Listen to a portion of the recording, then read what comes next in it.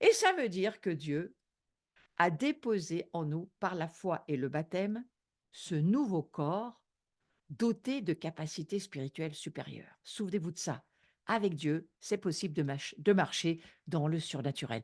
Dieu nous a donné des capacités spirituelles surnaturelles. De quoi est-ce qu'on est en train de parler? Eh bien, de cette nouvelle création qui est amenée à vivre dans la gloire de Dieu, par la gloire de Dieu, dans le surnaturel de Dieu, dans la puissance de Dieu. C'est cela dont il est question dans la Bible en entier, mais dans le Nouveau Testament surtout. Tout cela pourquoi? Pourquoi ce nouveau corps doté de capacités spirituelles supérieures? Pourquoi? Eh bien, parce que il faut neutraliser l'emprise et l'arrogance du vieil homme en nous, hein. Heu, Pas tant du point de vue de ce que nous pouvons percevoir ou ressentir, pas sur ce registre-là, mais parce que du point de vue de Dieu, c'est son immense justice, sa grande miséricorde qui va faire tout ce que nous ne pouvions pas faire. Il reste que le plus grand avantage que nous donne la présence en nous de l'homme nouveau par la foi et le baptême, c'est de nous exempter définitivement du jugement futur. Souvenons-nous, si nous nous jugeons maintenant, si nous croyons ce que la Bible dit maintenant, si nous sommes d'accord avec ce que nous sommes en train de lire et d'entendre de la part de Dieu, si nous croyons véritablement qu'il y a une loi supérieure, la loi de l'esprit de vie, supérieure à celle de la loi du péché, et que Christ est venu pour nous affranchir de la loi du péché, nous ne sommes plus, c'est plus notre identité pécheur, mais nous sommes des saints qui allons arriver à pécher de moins en moins, peut-être même presque plus du tout, peut-être à un moment donné. En tous les cas, nous sommes saints en Christ et que dans qui nous sommes dans le Christ, il y a plus de condamnation. Nous nous vivons dans une autre dimension qui nous exempte du jugement dernier, du jugement futur. Et c'est pour ça qu'il va dire: «Il y a maintenant», Paul va le dire, c'est très fort dans Romains 8, verset 1, «Il y a donc maintenant plus de condamnation», mais condamnation de quoi? Eh bien, même du jugement dernier, il y a plus. Si on est dans le Christ, on n'est plus condamné et ni jugé. On est déjà jugé par le fait que dans cette vie, eh bien maintenant, nous marchons pour non pas prendre la loi pour être justifiés pour notre salut. Non, nous sommes sauvés par la foi dans ce que Dieu dit, parce que c'est le Christ qui le fait pour nous. Mais ensuite, nous sommes appelés à obéir à cette loi en termes de par l'Esprit, en marchant par l'Esprit et en recevant les révélations que le Saint-Esprit va nous accorder au fur et à mesure de notre marche chrétienne, nous sommes appelés à grandir. Et ce qui intéresse Dieu, c'est pas que nous devenions parfaits dans la seconde, c'est que nous grandissions dans les révélations que nous recevons, que nous cherchons, que nous voulons recevoir. Et c'est cela, je crois, qui fait que nous avançons par la foi dans cette nouvelle vie. C'est donc un magnifique privilège, hein, qui nous demande, en tous les cas pour notre justification, hein, je parle bien, aucun effort parce que la grâce, ça se reçoit, ça ne se mérite pas et aucun effort à faire pour la grâce, juste croire ce que Dieu dit par la foi et nous recevons ce don de Dieu. Je parle de la justification. La personne qui faisait ces commentaires avait pas tout à fait compris la différence entre la justification et la sanctification. Revenez sur ma chaîne YouTube, il y a des cours précédents, des enseignements sur qu'est-ce que c'est que la marche par l'esprit, qu'est-ce que c'est que la marche par la chair, qu'est-ce que c'est que vivre euh, depuis la loi de l'esprit de vie, qu'est-ce que c'est que de vivre à partir de notre vieille nature. Tout cela, il faut le saisir. Mais je ne vais pas revenir des choses dans lesquelles nous avançons déjà depuis plusieurs années. Donc, ce baptême et la croix, nous allons en reparler. Le baptême, du reste, tout comme la Sainte Seine, tout comme le repas du Seigneur, l'Eucharistie, pour une manière de l'appeler autrement, c'est cette communion réelle, ce qui nous fait adhérer au Christ. Vous voyez, c'est de cela dont il est question, cette communion dont nous avons parlé tout au début de ce soir. Le Seigneur nous a donné l'acte de la scène, de l'Eucharistie, appelez-la comme vous voulez, et l'acte du baptême en tant que partie intégrante du grand acte créateur de l'homme nouveau. on va en parler, de l'homme, cet homme nouveau spirituel dans le Christ Jésus, par sa résurrection d'entre les morts. Nous allons voir cela. Ce sont ces actes, et je trouve très intéressant d'y réfléchir, à la fois alors, peut-être pour certains, c'est pas tout à fait sous ce jour-là que vous l'apprenez, mais comprenez que du temps du Christ, dans la parole de Dieu, c'est comme ça qu'on la présente, donc c'est comme ça que je vous la présente, hein, mais vous pouvez la prendre sous d'autres, peut-être, manières d'être, peu importe, du moment que c'est le corps et le sang du Christ, c'est tout ce qui importe. Ce baptême est voyez ce Christ qui vit son propre baptême, c'est notre prototype, donc nous aussi, nous devons le regarder comme des modèles de vie pour l'homme nouveau.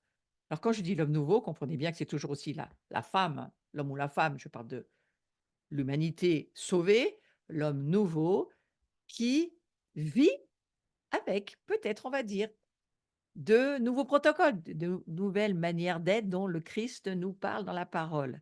Ce sont des moi j'ai trouvé ça très intéressant de se dire, j'ai repris cela de ce moine que je lis beaucoup, que j'apprécie dans son ouvrage, de la de Matar El-Maskin, et son ouvrage qui parle de cela d'une manière magnifique et qui nous dit: «Ce sont des actes créateurs». Moi je le crois.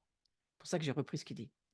Ce sont des actes créateurs et ils font partie intégrante de cette nouvelle création que nous sommes.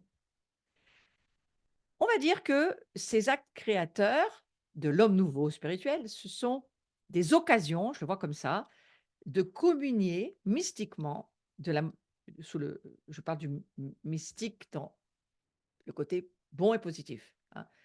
Des occasions de communier mystiquement et réellement, quoique par l'esprit bien sûr, au propre corps du Christ, au sang du Christ sur la croix, pour être intégré à son sacrifice expiatoire et pour en recevoir évidemment une vie nouvelle éternelle. Nous participons, on peut le dire, c'est très fort, hein, nous sommes participants. Pierre va le dire, vous êtes participants de la nature divine. Mais les actes, 2 actes créateurs, à la fois du baptême et à la fois de la communion en termes de repas du Seigneur, que ce soit la scène ou l'Eucharistie, je le redis, hein, nous participons à l'efficacité de ces actes, à leur effet mentionné dans la parole, afin que comme le Christ est ressuscité des morts par la gloire du Père, eh bien, nous aussi, nous sommes ressuscités par la foi.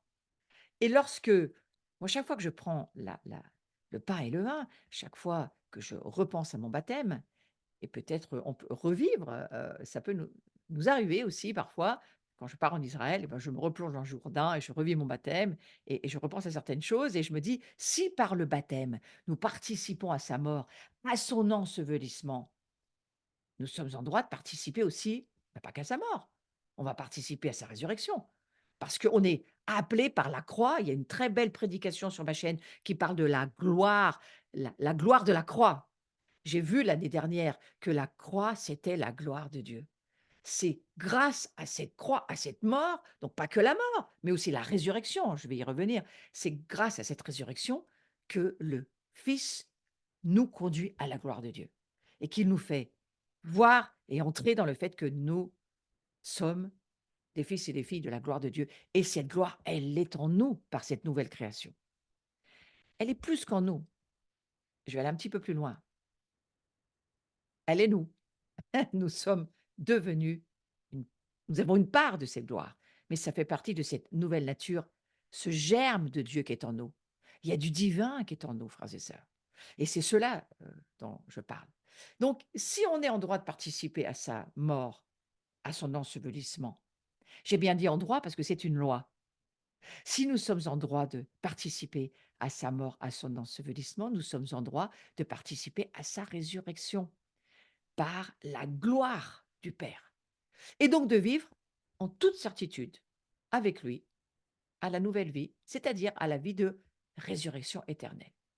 Et je ne sais pas si vous avez suivi la soirée de hier soir que nous avons vécue pour Shavuot, donc la Pentecôte, où Carlos nous a fait la surprise de finalement venir, alors qu'il avait dit qu'il venait plus, mais c'était une surprise de venir parce qu'il a pu se libérer au dernier moment. Et à un moment donné, tout à la fin, quand il va parler de cette, heu, Pentecôte, comme il la voit aujourd'hui, je crois que Carlos a parlé de cela. Il a commencé à dire: «Nous sommes appelés à vivre au travers par pour cette puissance de Dieu». Oui, c'est de cela dont il s'agit. Cette résurrection, c'est la puissance de Dieu, c'est la gloire de Dieu pour nous, en nous.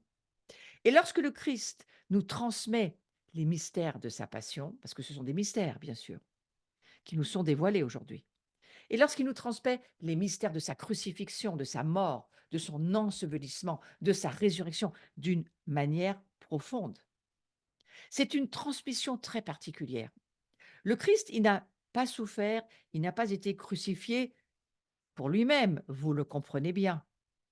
Mais en fait, son incarnation par la puissance du Saint-Esprit, sa détermination à se livrer au jugement du Sanhédrin.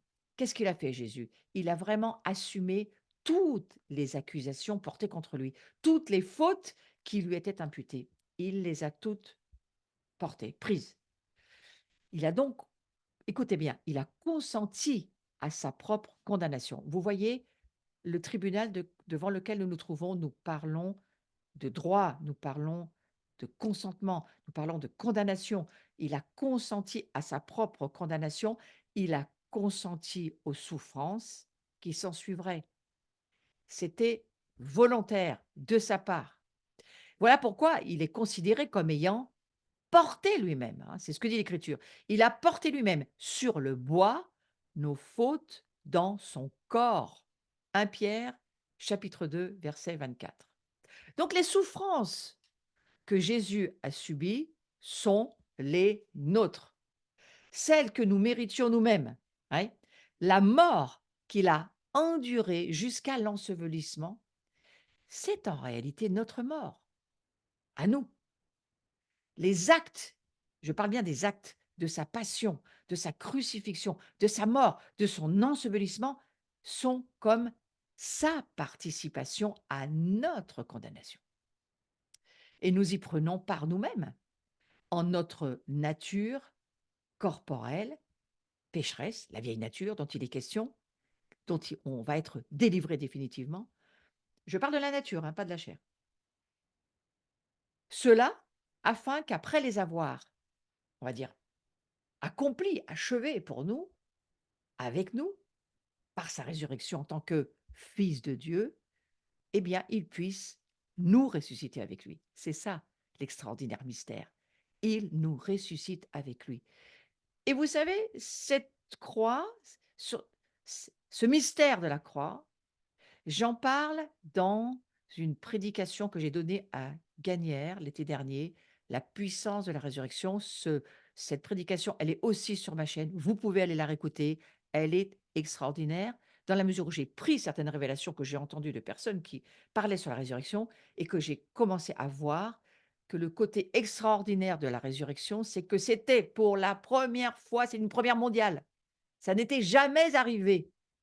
Des résurrections de morts, il y en avait eu comme, Lazare ou comme la fille de Jairus. Il y avait eu déjà des résurrections, mais pour des gens qui allaient remourir, puisque, eh bien, ils avaient été ressuscités dans leur nature humaine.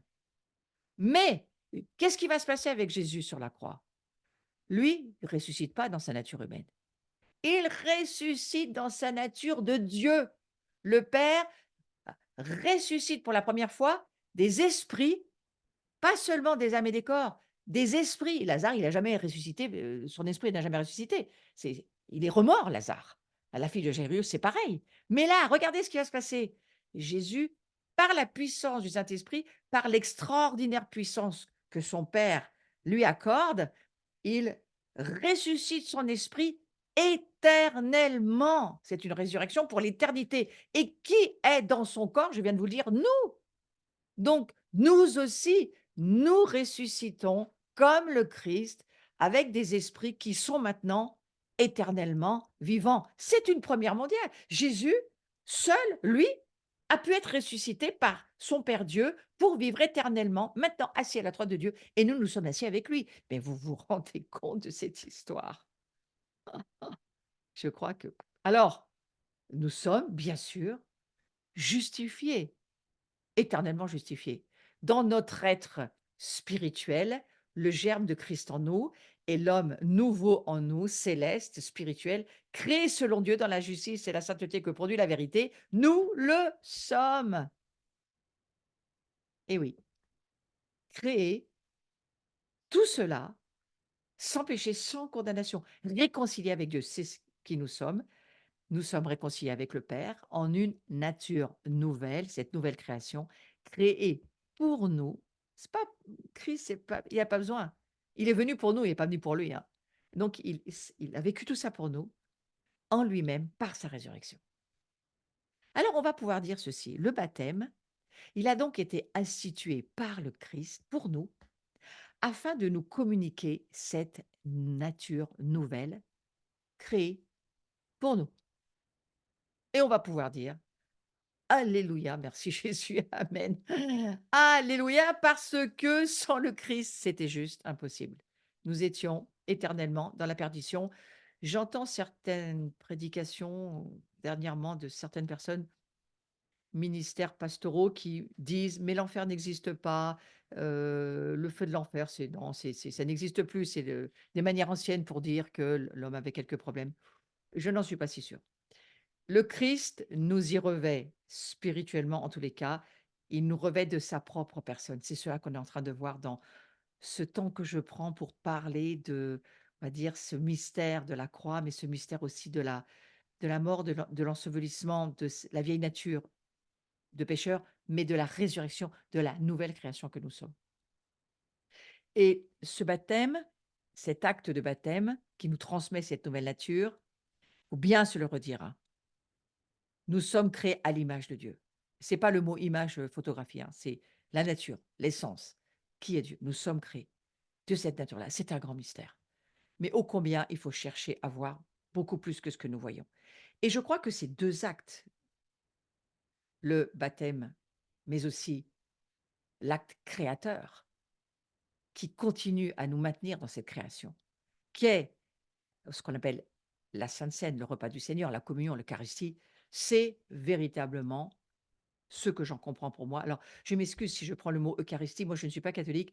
Je n'ai pas toute la compréhension de ce que vous appelez l'Eucharistie. C'est pour ça que je préfère dire la scène. Mais pour les catholiques qui me rejoignent, sachez que je prends ce mot en stade biblique du terme, hein. C'est-à-dire, nous vivons, Jean 6, nous croyons, et nous le faisons en mémoire de Christ, mais nous croyons que ce pain est le corps de Christ et que le sang, le vin, c'est le sang du Christ et que celui qui en mange et qui le boit, par la foi qui le croit, eh bien écoutez, Jésus demeure en lui et l'homme nouveau se nourrit de cela. C'est Jean qui va le dire, c'est une vraie nourriture. Parce qu'il y en a une fausse qui va passer, c'est celle qui nourrit notre chair. Celle-ci, elle est temporaire.